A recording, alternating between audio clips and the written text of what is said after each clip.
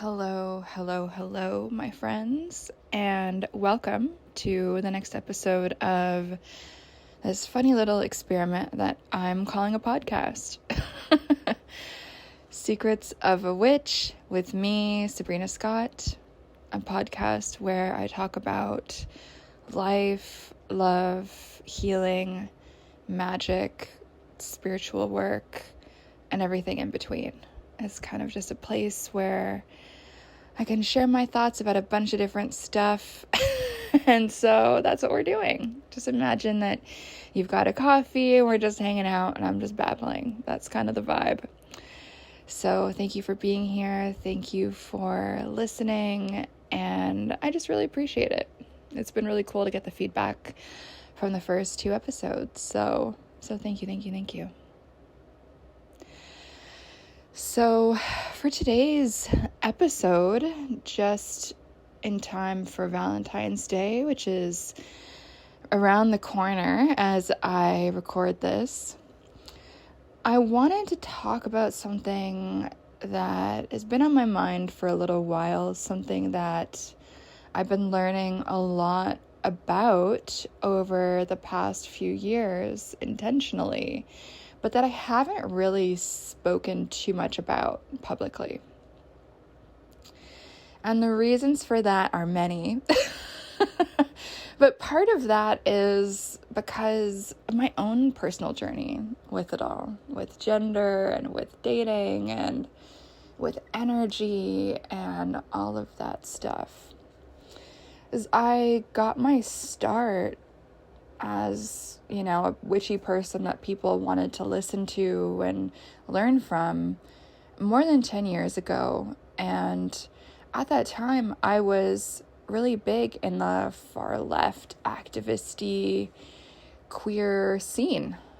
I really was. And over the years, I've stepped a bit away from that community. By a bit, I mean a lot.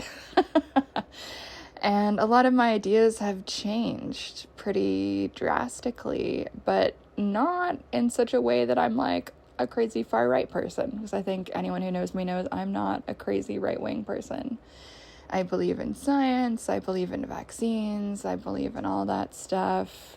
Of course, I believe racism exists, I believe sexism exists, etc., of course. But within that, there's been an evolution of my thinking around things like energy and gender and how does all that stuff kind of mix together. And this might sound surprising, especially for those of you guys who have been following my work for the last decade, because I'm pretty well known for talking about energy work and energy in a very gender neutral way.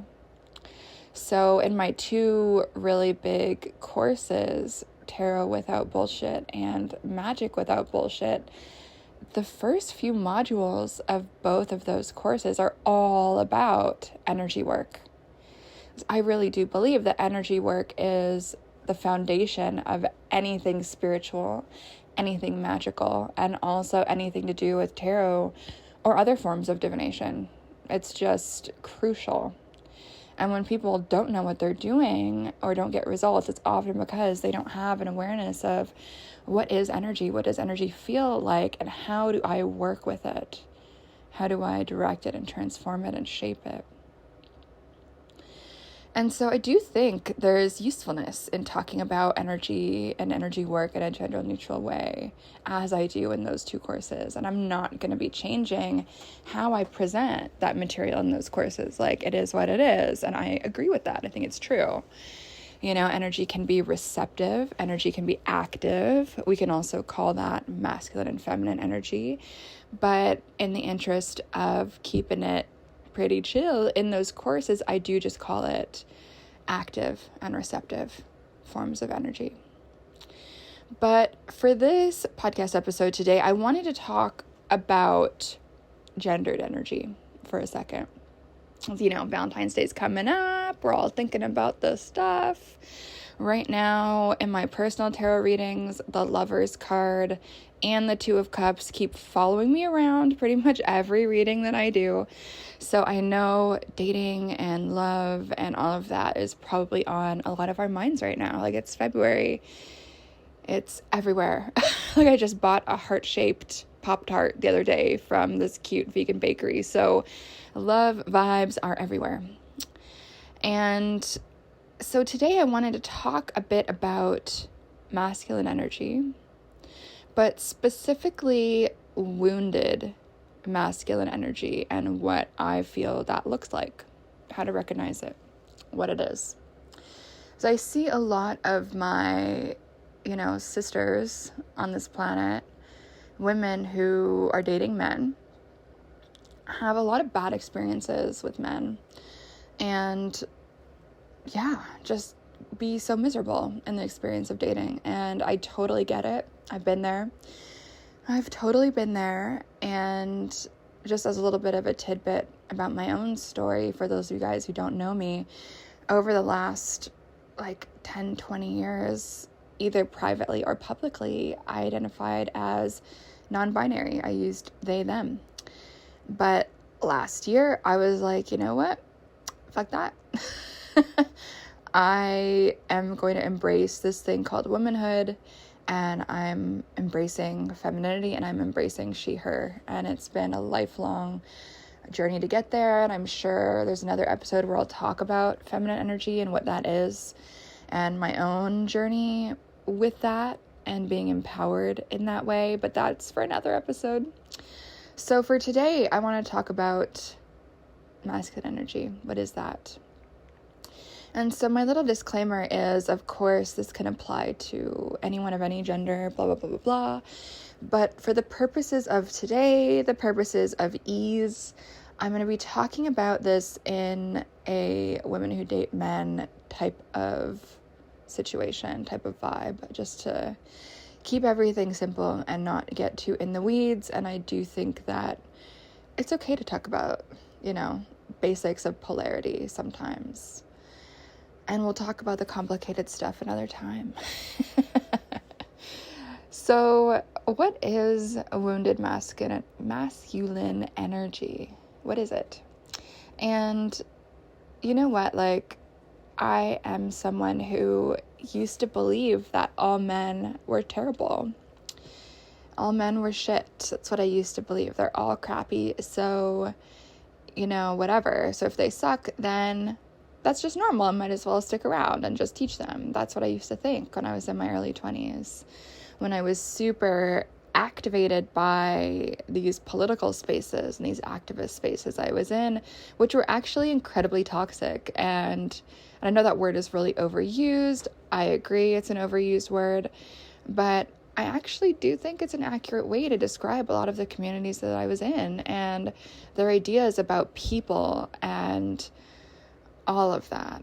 And I don't think it takes a rocket scientist to understand that the idea that all men are shit is a crazy, nonsensical, and just not true thing to think. And I think that mindset, that belief, creates a lot of strife, a lot of pain, a lot of drama in the relationships of women who date men. And I also think that that belief keeps women in abusive relationships. So I think it's not an activist belief. It's not a politically good belief to have, in my opinion. It's actually a horrible shooting yourself in the foot belief to have. And so that's why I want to talk about this, just to untangle a lot of this stuff so women can feel more empowered in a space of dating men, and that women can actually step into the reality that there's tons of men out there who are amazing. It's just a true fact. It really is. And so a lot of the men who are, to use that popular word, toxic, in my opinion, they're in what I would call their wounded masculine energy. And so some people might just call that toxic masculinity, but I don't actually find that phrase to be very useful for what I want to be talking about today. So we'll just throw that out the window for now. But what is wounded masculine energy? I'm sure we've all met some men who are passive, who complain, who don't take action, who don't create any change in their lives. Men who expect women and everyone around them, but especially women, to caretake them, to educate them, to do everything for them, cook, clean, be a servant, but also have sex, like meet all their needs in this way that a mother might. Obviously not the sexual part, but you guys know what I mean. And I feel men who are like this, they are in the wounded masculine. Insecure, insecure, like at the drop of a hat, their mood can change, kind of flaky, indecisive, rude.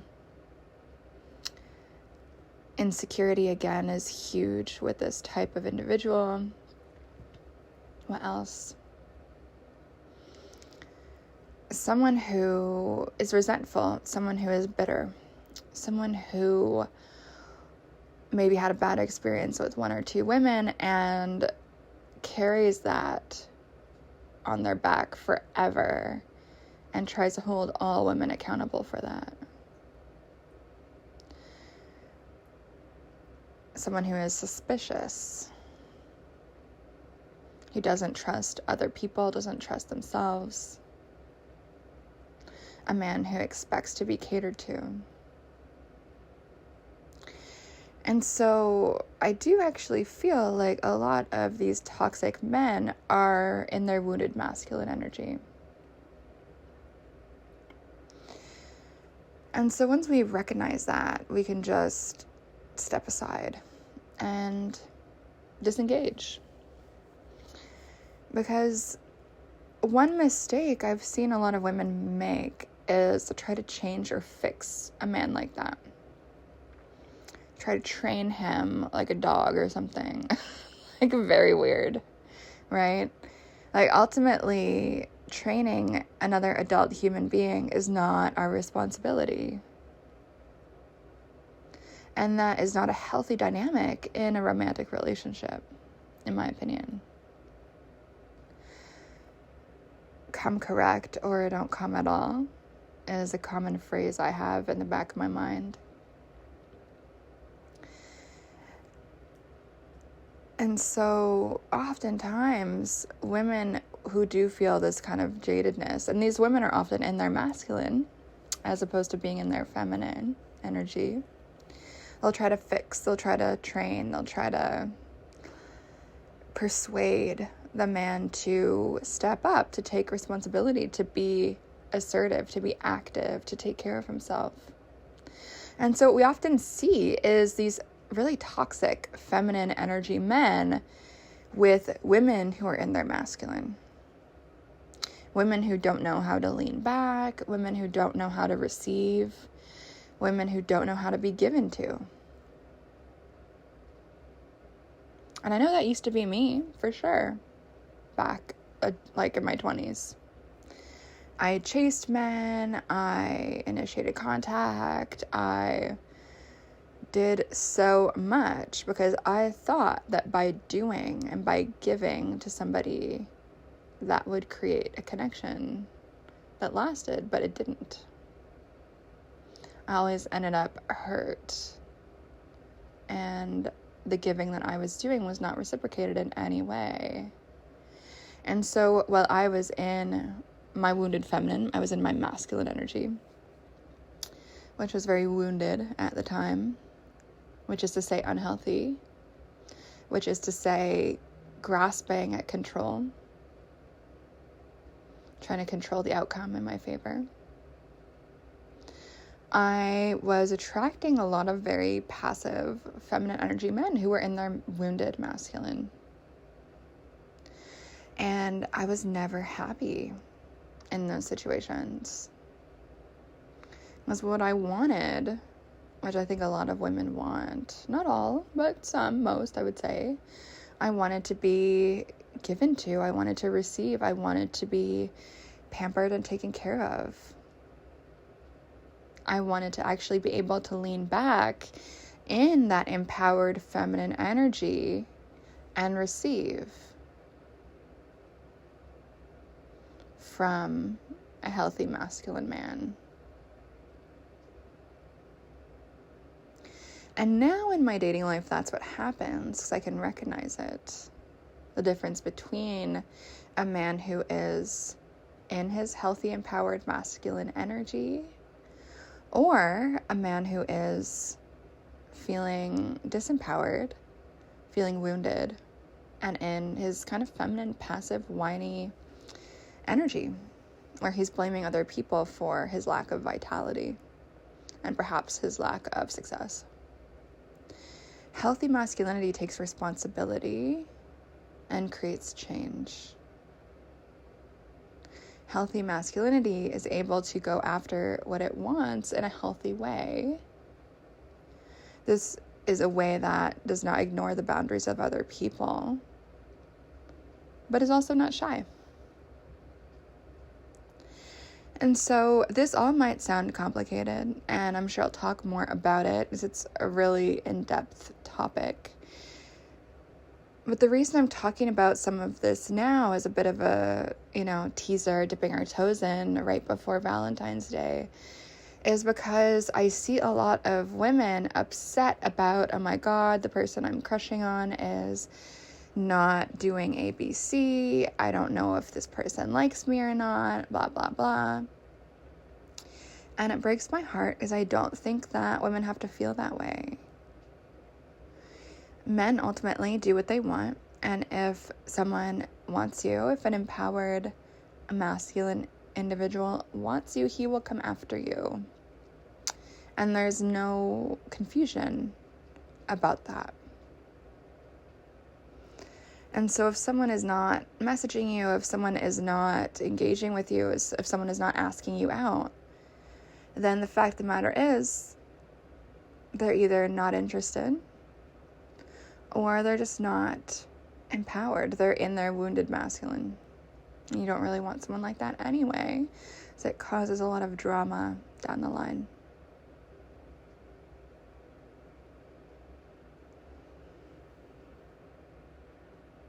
And so that is our topic for today, my friends. I can't believe I've been talking for 17 minutes about this. I just looked at the timer. And so I know this is a little bit outside of what I usually talk about publicly. But the reason I'm talking about it is because it's completely transformed my life. It's completely transformed my experiences with dating. It's completely transformed my relationship to other people in my life for the better. 100% for the better. And it's enabled me to lean back in a comfortable feminine space and step into my self-worth and believe that I deserve to be pursued. I deserve to be given to. I deserve to be appreciated, and I deserve to be sought after. And so do you, if that's what you want. Not everyone wants that relationship dynamic, and that's okay. You do you, boo. It's all good. But I think a lot of women do want this, but are too afraid to admit it to themselves that that's what they want. And so if that is the dynamic that you want, a little bit more of a traditional old school masculine, feminine, giving, receiving, active, receiving polarity, which can be electrifying. And I just got chills as I said that. Then just admit it to yourself. Name what it is that you want, even if it's not talked about in pop culture, even if you're afraid your friends would find you like weird or old school or too traditional or whatever. Ultimately, we each have to walk our own path. And as much as my politics are very queer and very open, in my own personal life, I have to admit, I love that traditional masculine, feminine, energetic polarity because it enables me to sit comfortably in my empowered, divine feminine energy. And it enables me to only entertain and make time for and be available for men who are able to access their empowered masculine energy. Because if a man is in his wounded masculine, neither of us are going to reach out to each other. It won't happen. Nothing will happen. And that self-selection out of my realm is a blessing. And when we operate in this way, with this understanding of energetic polarity and that dance between masculine and feminine energy, it empowers us to be confident and to trust that what is for us cannot miss us. It empowers us to really believe in an embodied way that what you are seeking and who you are seeking seeks you. So just let that sink in this Valentine's Day. And as we lead up to that Valentine's Love Day moment, whether you're single or partnered or whatever your situation is. So thank you for listening. Thank you for hopefully listening with an open mind. I haven't talked too much about these ideas publicly, but they are really powerful and magical, and there is a potent witchcraft to it all, which I'm sure I'll talk about more in other episodes of this podcast. So once again, my name is Sabrina Scott, and you are listening to Secrets of a Witch. You can learn more about me and what I do at sabrinamscott.com. You can check out my brand new clothing line at shopsabrinamscott.com. And of course, you can say hi on Instagram at Sabrina M. Scott. See you next time, and hope you have a good one. Bye.